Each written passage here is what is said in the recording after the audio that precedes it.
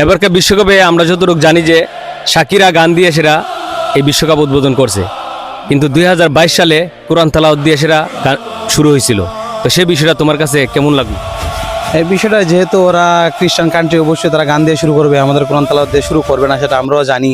যেহেতু 2022 বিশ্বকাপে কোরআন তালাওয়াত দিয়ে বিষয়টা অনেক ভালো লাগছিল, কারণ যেহেতু আমরা মুসলিম, এই জন্য আমাদের কাছে অবশ্যই এটা ভালো লাগার মতো।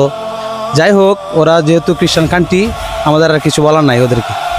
আচ্ছা, সেই বিষয়টা তোমার কাছে কেমন লাগছে? ভালো লাগছে না খারাপ লাগছে? আসলে এটা খারাপ লাগারই কথা, যেহেতু 2022 বিশ্বকাপ কাতার হয়েছিল, কাতার একটি মুসলিম কান্ট্রি, এই জন্য মুসলিম কান্ট্রি হিসাবে কাতারে কোরআন তেলাওয়াতের মাধ্যমে বিশ্বকাপ শুরু হয়েছিল। আসলে এটা আমাদের অনেকই ভালো লাগছিল, কিন্তু যেহেতু এবার মেক্সিকোর মধ্যে বিশ্বকাপ শুরু হয়েছে, এটা খ্রিস্টান কান্ট্রি, এই জন্য তারা মনে হয় কোরআন তেলাওয়াত দিয়ে শুরু করতে পারেন নাই, এই জন্য আমরা আসলে এটা দেখতে খারাপ, আমাদের কাছ থেকে খারাপই লেগেছে।